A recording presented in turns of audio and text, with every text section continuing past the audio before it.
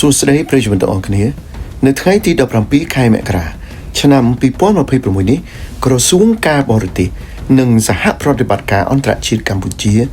បានសម្ដែងនូវការប្រឆាំងជំទាស់យ៉ាងខ្លាំងចំពោះសកម្មភាពរបស់កងកម្លាំងប្រដាប់អាវុធថៃ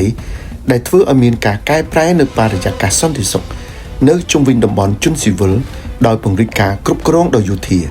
និងបង្កើតស្ថានភាពថ្មីនៅលើទីតាំងជាក់ស្ដែងដោយការរារាំងដល់ការវិលត្រឡប់របស់ជនស៊ីវិលកម្ពុជាទៅកាន់ផ្ទះសម្បែងដូចជាការរាយលួចបន្លានៅក្នុងតំបន់ច្រកទ្វារអន្តរជាតិថ្មដា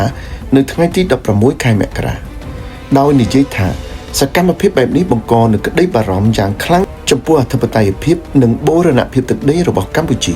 និងដោយបានអំពាវនាវឲ្យប្រទេសថៃអនុវត្តឲ្យបានពេញលេញនិងស្មោះត្រង់នៃសេចក្តីប្រកាសរួមចុះថ្ងៃទី27ខែធ្នូ2025និងកិច្ចព្រមព្រៀងពាក់ព័ន្ធនានាហើយក៏បញ្ជាក់ជាថ្មីនូវការបដិញ្ញាចិត្តរបស់ខ្លួនក្នុងការដោះស្រាយបញ្ហាព្រំដែនជាមួយនឹងប្រទេសថៃដោយសន្តិវិធីព្រមទាំងប្រកាន់ខ្ជាប់នូវគោលការណ៍ថាព្រំដែនមិនត្រូវកែប្រែដោយប្រើកម្លាំងនោះទេសម្រាប់ទស្សនៈរបស់ខ្ញុំ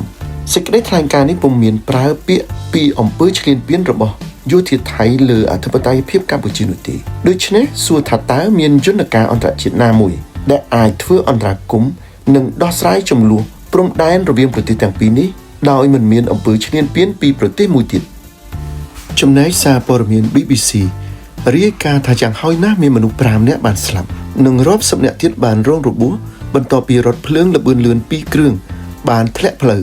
ហើយមានការប៉ះទង្គិចគ្នានៅភាគខាងត្បូងប្រទេសអេស្ប៉ាញកាលពីល្ងាចថ្ងៃអាទិត្យគ្រោះថ្នាក់នេះបានកើតឡើងនៅទីក្រុងកូដូបាព្រោះតែរថភ្លើងទី2ដែលធ្វើដំណើរក្នុងទិសដៅផ្ទុយគ្នាពីម៉ាឡាហ្កាទៅម៉ាឌ្រីតហើយធ្លាក់ផ្លូវរត់ទៅបុកនឹងរថភ្លើងមួយទៀតដែលរត់ជិតគ្នាបើយោងតាមសេវាសង្គ្រោះបន្ទាន់អង្គដឺឡាហ្សៀបាននិយាយថា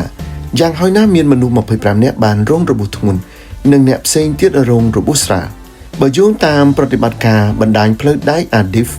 ថាការធ្លាក់ផ្លូវនេះបានកើតឡើងប្រហែល10នាទីបន្ទាប់ពីរថភ្លើងចាកចេញពីម៉ាឡាហ្កានៅម៉ោង 18:40 ម៉ោងក្នុងស្រុកសេវាកម្មរថភ្លើងទាំងអស់រវាងម៉ាឌ្រីតនិងអាឌូលេហ្សៀត្រូវបានផ្អាកបន្ទាប់ពីគ្រោះថ្នាក់នេះ